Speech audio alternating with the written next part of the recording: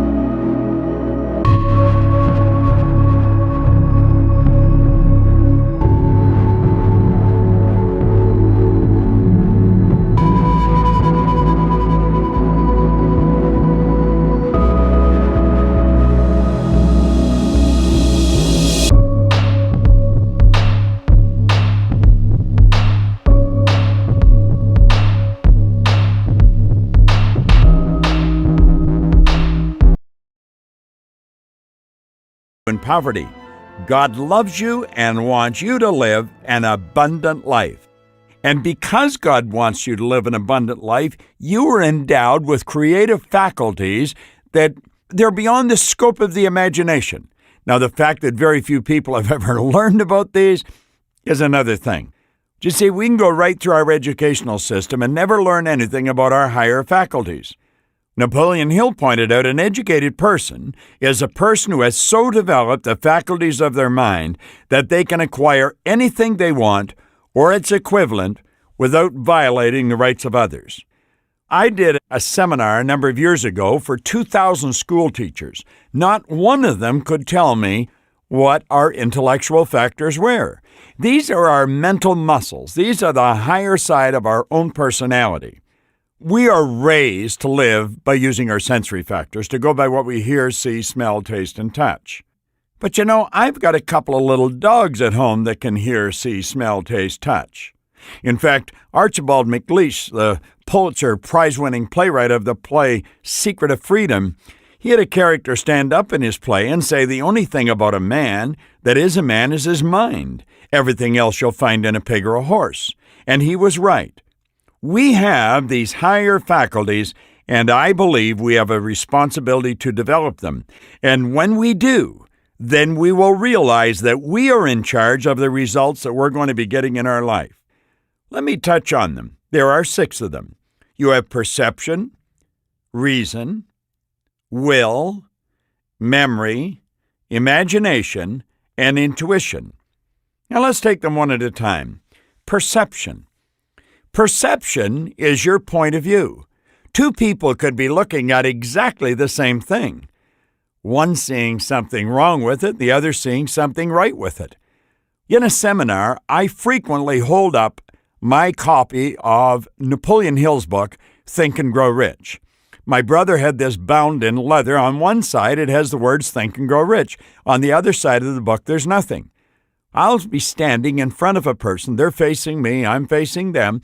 And I hold the book up so that they're looking at the front of the book. And I'll tell them, there's nothing printed on the cover of this book. Am I right or wrong? Well, they'll immediately tell me I'm wrong. I slowly turn the book around and they see the side I'm looking at, there's nothing on the book. And they smile and they say, you're right. The truth is, we're both right. They're right, there's something on the book. I'm right, there's nothing on the book. We're looking at the opposite side of the same thing. Perception is our point of view. And frequently we look at a situation and we immediately see why we can't do it or why it can't be done. If we would look at it from another point of view, we would probably see how it can be done. Your perception is your point of view. Some people would rather be right than be rich. They focus on the wrong side, the side that's going to hold them back. Let's understand we can look at it from many sides. Then we have reason. Now, if you want to get technical, we have our inductive reasoning factor. That gives us the ability to take individual thoughts, originate individual thoughts, and bring them together to form ideas. In fact, that's what an idea is. An idea is nothing but a thought or a collection of thoughts directed towards a purpose. Then we have the will. Now, I've mentioned frequently I have a couple of statues of Napoleon in my home. One is an antique where he's actually sitting on a horse. And I have this for a couple of reasons. He reminds me of what I do and what I don't want to be like. I don't think he was a particularly nice guy, but he certainly was a powerful human being. One of his biographers called him organized victory, and another one said he had immense capacity for sustained concentration. Napoleon is quoted one time as saying, I see only the objective, the obstacle must give way. Now, what does the will do? Well, the will to the mind is very much like a magnifying glass would be with the sun.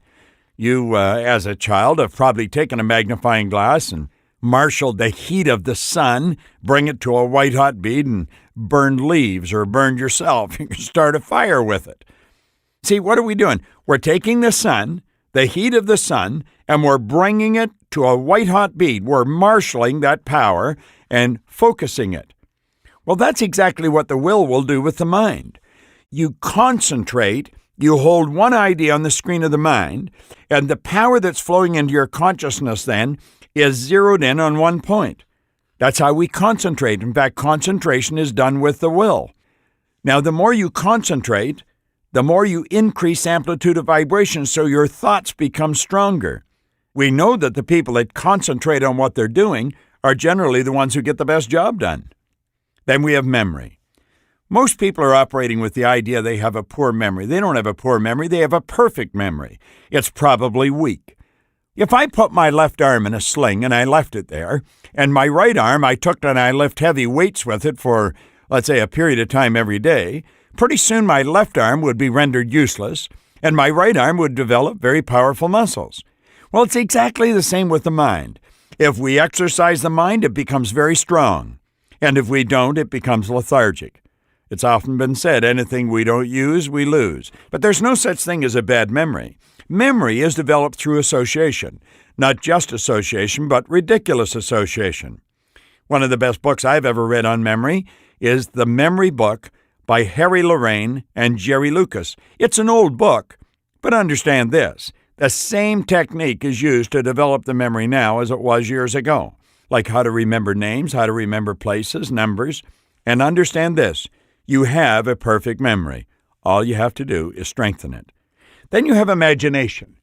Now, Napoleon Hill said the imagination is the most marvelous, miraculous, inconceivably powerful force that the world has ever known.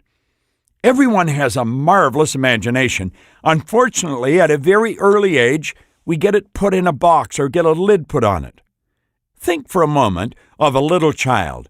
A little child uses their imagination. They're exercising their imagination. They build magnificent pictures in their mind, and we permit them to do it. Probably we encourage them, but then they go to school. Now, when they go to school and they start using their imagination, that's referred to as not paying attention. Think about it. The child's mind is wandering. They're not listening to the teacher. What they're actually doing is exercising their imagination, building beautiful pictures, and they can get punished for that. They may get detentions. They may get sent home. A letter may be sent home. And the child's punished. Why? Because they're using their imagination. Now, nobody recognizes it as that. What they do recognize it as is that the child won't pay attention. Why do you think we have enormous corporations with little wee creative departments? And then it's accepted that some people are creative. Musicians are creative. Artists are creative. Writers are creative. The truth is, everyone is creative. Creativity comes from the root creator, which is within. And it's not that one person is more creative than another. It's that one expresses more of their creativity than another. Start exercising your imagination. Build beautiful pictures in your mind of what you want to do, and then step out and do it. Now, last but not least, when it comes to the intellectual factors, is our intuition. You know, it's been often said that when we pray, we're talking to God. When we use our intuition, God's talking to us. Your intuitive factor is a mental faculty that enables you to pick up vibrations.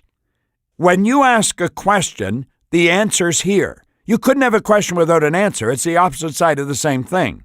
The law of opposites teaches us that. We pick it up with our intuitive factor. You get a feeling you should go this way instead of that way. When you follow your intuition, you very rarely ever make an error. When you think of doing something, and something inside's telling you not to do it, that's probably your intuition. You pick up another person's vibration. That's how you determine what mood another person's in. They don't have to say anything. Your intuitive factor picks up that vibration, and you translate it in your consciousness. Now, I've got a very highly evolved intuitive factor, not by accident, by design. I work at developing it. Everyone could, and everyone should, but only a very few people do. It is one of our greatest mental faculties. It's a wonderful gift that we've got, and it'll guide us down the right road to a bright future if we learn how to use it. Now, when we talk about increasing life, we have to understand if we're going to increase life, we are going to increase life. It is not going to happen by accident. There is no emotional or capricious God that's looking down because you're a nice person and blessing you with great gifts. You're going to receive exactly what you earn, no more and no less. And if we're going to increase life, if we're going to improve the quality of our life, we're going to have to develop our mental faculties. The intelligent substance, which is everything and lives in everything, lives in you. It is a consciously living substance. Being a consciously living substance, it must have the natural and inherent desire of every living intelligence for the increase of life. Every living thing must continually seek for the enlargement of its life because life, in the mere act of living, must increase itself. A seed dropped into the ground springs into activity, and in the act of living produces 100 more seeds. Life, by living, multiplies itself. It is forever becoming more. It must do so to continue to exist. Intelligence is under the same necessity for continuous increase. Every thought we think makes it necessary for us to think another thought. We call it a stream of thoughts flowing into your consciousness.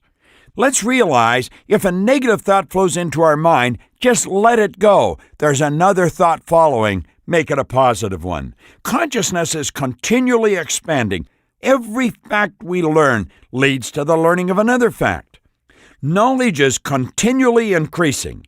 Every talent we cultivate brings to the mind the desire to cultivate another talent. We are subject to the urge of life. In seeking expression for this urge, we are impelled to know more, to do more, and to be more. In fact, Goethe, the German philosopher who really shaped a lot of the thinking of the Western world, said, before you can do something, you first must be something. Goethe was right.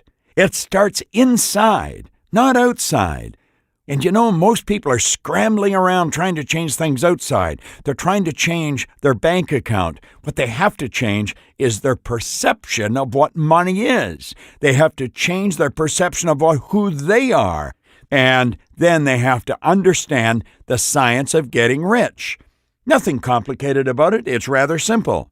In order to know more, to do more and be more, we must have more.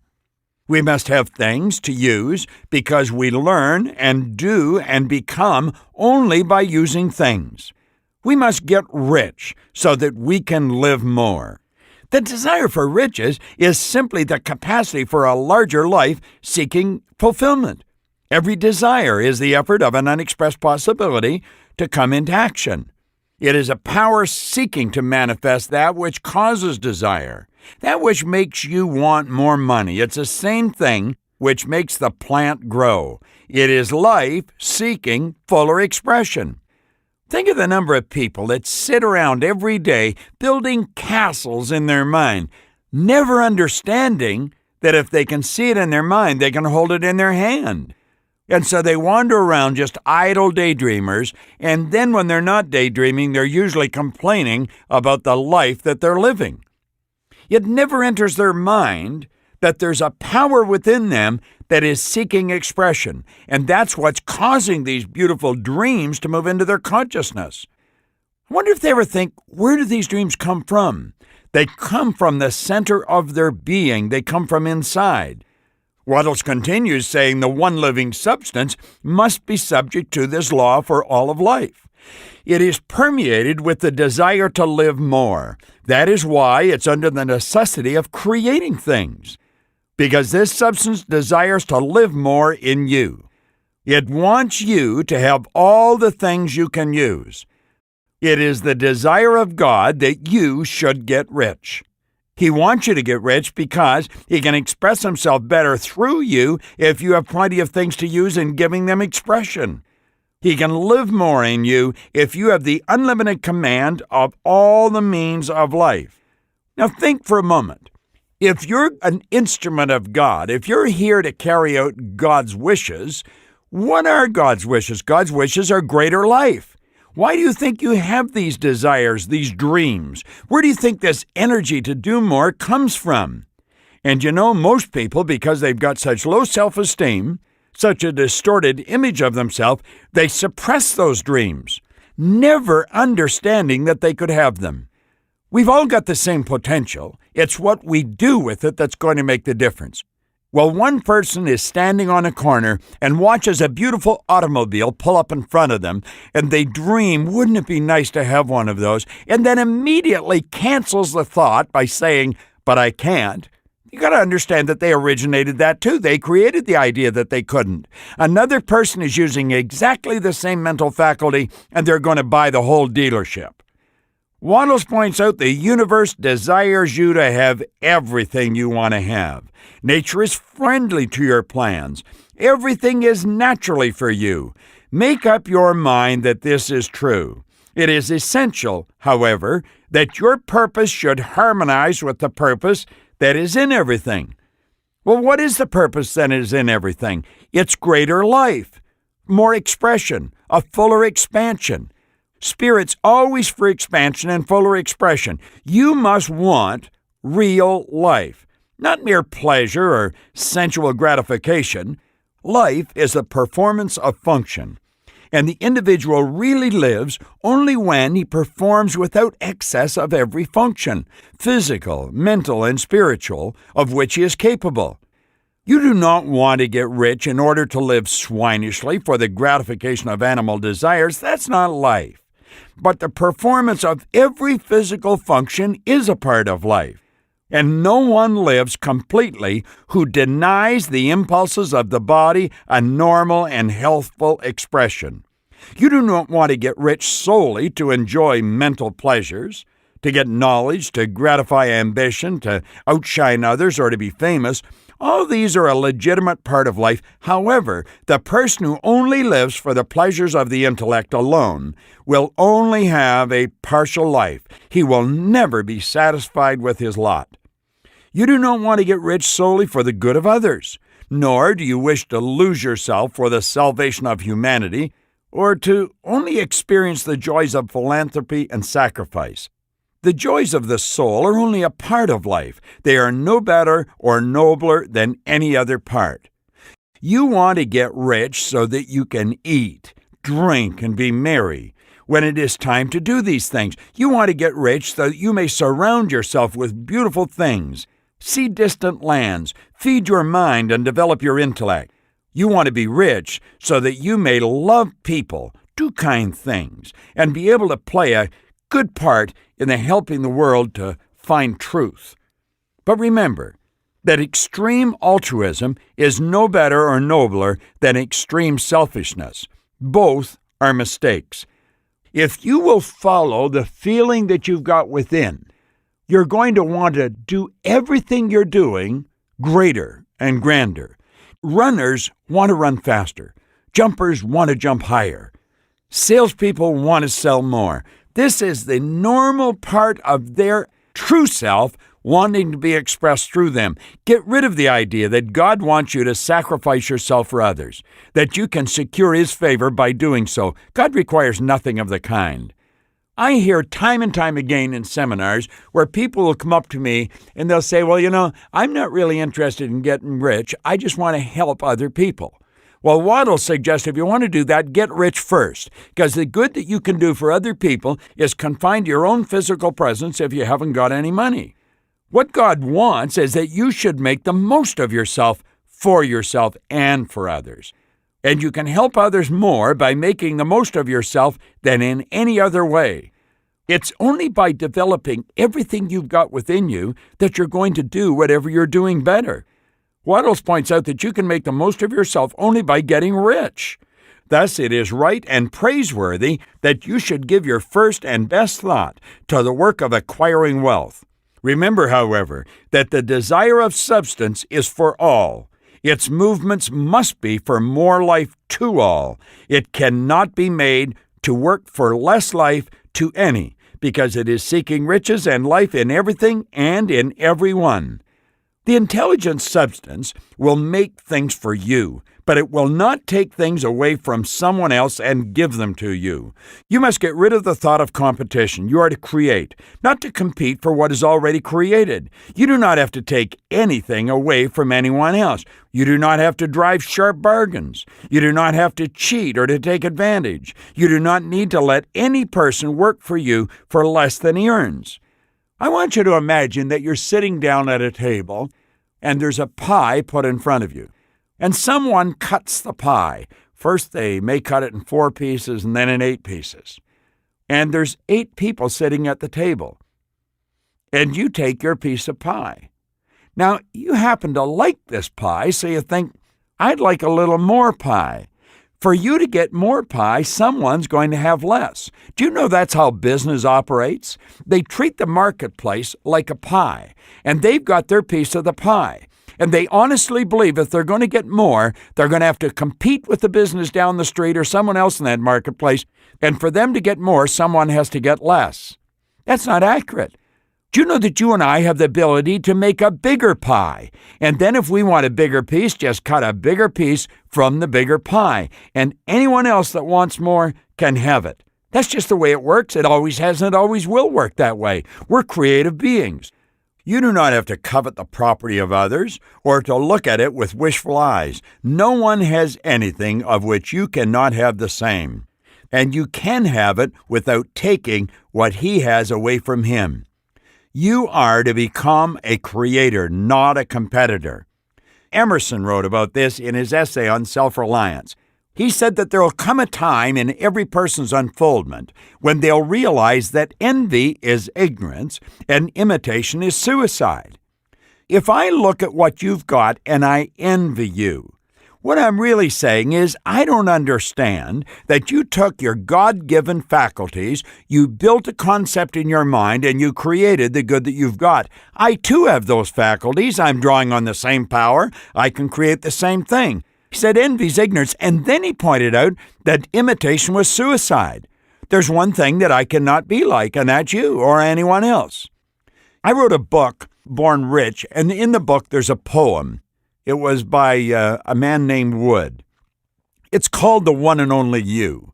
I want you to listen carefully to this.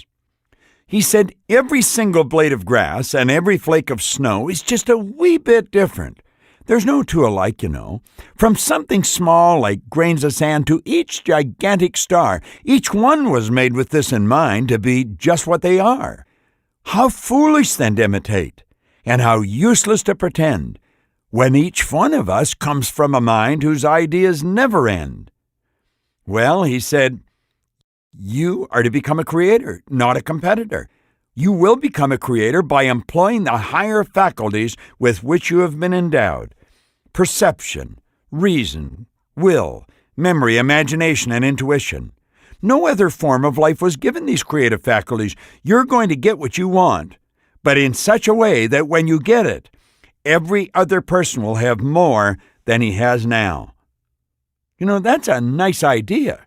In fact, that's a real nice idea. Wattles went on to say, I am aware that there are people who acquire vast amounts of money by proceeding in direct opposition to the directions in the preceding paragraph. Those of the plutocratic type who become very rich sometimes do so purely through their extraordinary ability on the plane of competition. However, sometimes, for example, in their contribution to the growth of industry, they unconsciously harmonize with substance in its movement toward the betterment of humanity.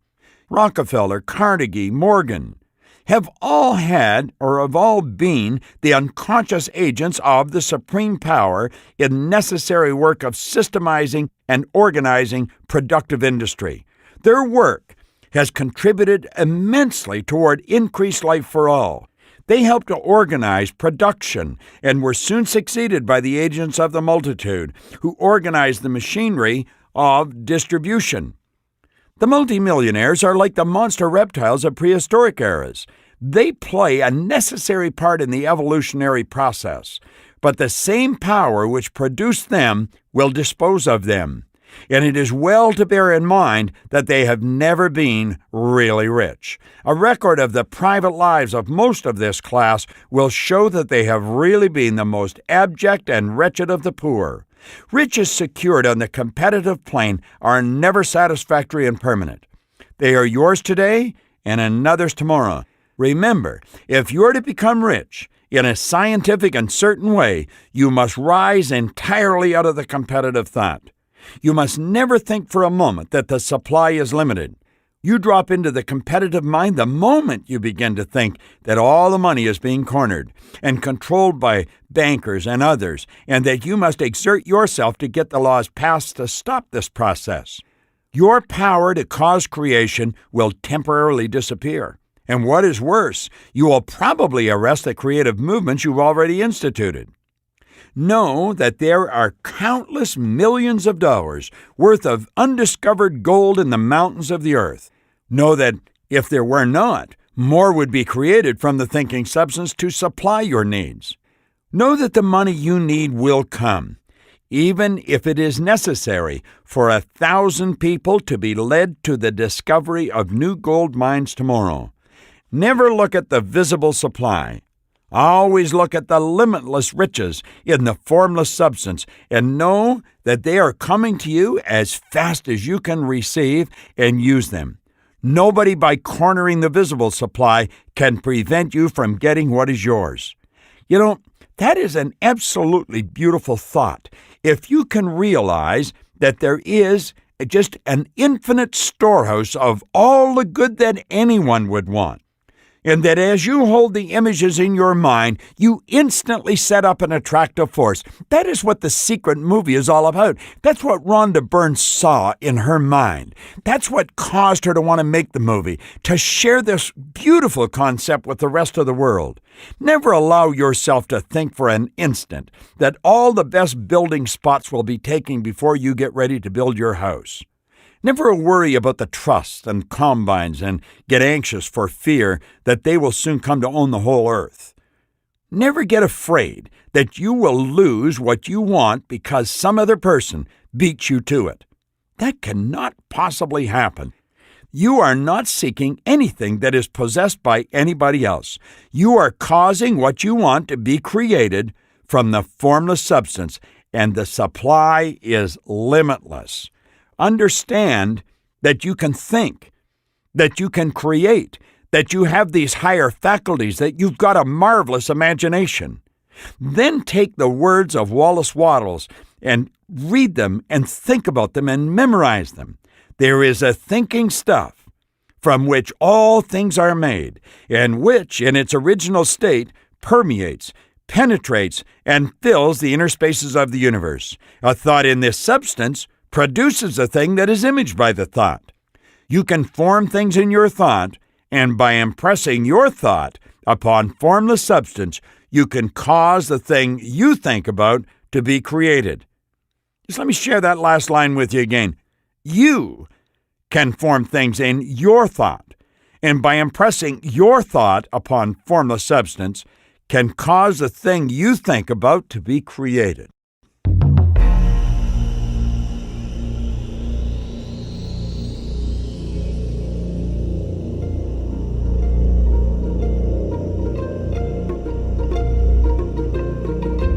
Now, this brings us to the questions for this particular section.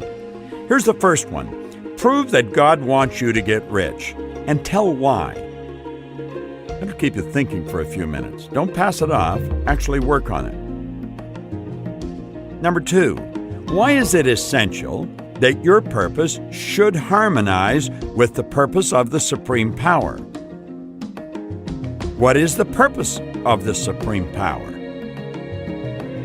That is probably one of the most important aspects of this whole program. Number 3, why can you help others more by making the most of yourself than in any other way? Number 4, what is the difference between creation and competition? Number 5, why don't riches gained on the competitive plane cause happiness? And finally, question number 6, how are you to keep from falling into the competitive mind?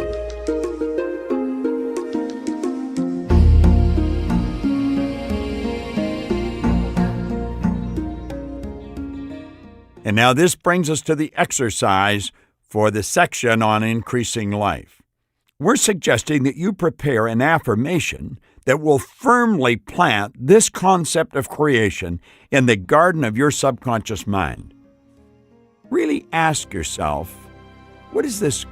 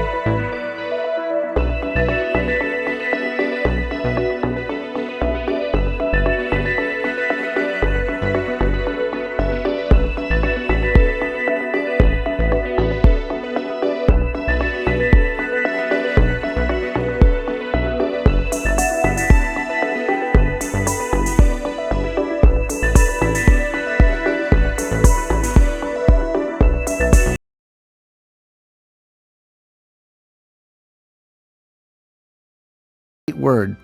And I agree with Wallace Wattles when he said, you must get rid of the last vestige of the old idea that there is a deity whose will it is that you should be poor, or whose purpose may be served by keeping you in poverty.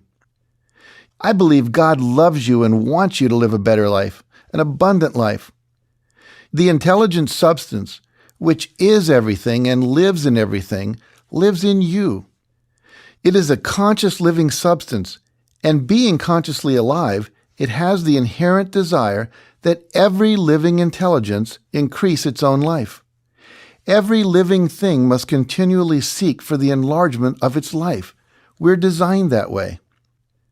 Now stop for a moment and just think about that.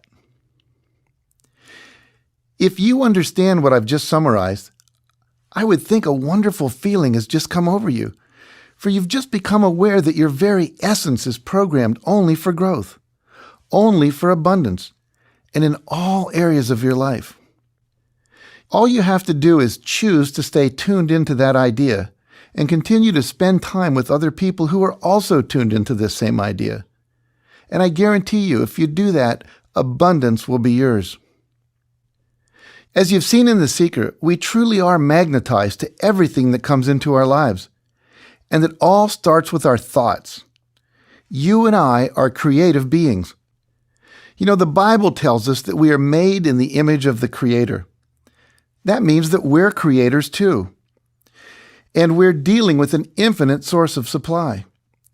I want to suggest that the minute I stop talking here, you sit down and come up with a half-dozen action steps that will absolutely ensure increase in your life today. You might begin by thinking of a couple of people that you can do something for today, even if it's just to phone them and let them know you're happy they're part of your life. That will increase your sense of connection and your sense of joy. You might take another small action of taking 10% of any money that comes to you this week and starting an investment account, even if it's just for $50. The trick is to get started. You might want to take 10% of your money and give it away to charity. Give it away to a friend who's in need. You might want to take 10% of your income and start an account where you'd have a sabbatical year off. You know, that's too good to just be limited to college professors. What if every 7 years you just took a year off because you'd saved 10% of your income to do that? Another step you can take to start living in a state of abundance and increase is to go test drive your dream car. Try on a really expensive suit. Walk through the lobby of a really expensive hotel and have a cup of coffee or drink a glass of wine in the lobby bar. Or have a travel agent send you some brochures on your dream vacation destination. Or you could start to write that book you've been talking about. Do you know that just 1 page a day will create a 365-page book in 1 year? Mark Victor Hansen and I built the Chicken Soup for the Soul Empire one story at a time, 1 page at a time. I recently heard a story that in the 1950s, 4 monks in England decided to rebuild a cathedral that had been destroyed in World War II. All they had was 50 pounds. That's it. They borrowed a cart from a farmer and bought 50 pounds worth of stones. They couldn't see the whole path, but they started. Just imagine 4 monks with 50 pounds sitting around and saying, "Hey, you want to build a church?" Today, 50 years later, a magnificent cathedral stands as a testimony to their taking one simple step in the direction of their dream. You know, when Mother Teresa left the monastery in India to start the Sisters of Charity, she only had 2 cents. 2 cents. And when her abbot asked her, "Sister Teresa, what do you think you can possibly do with 2 cents?" she replied, "Nothing. But with 2 cents and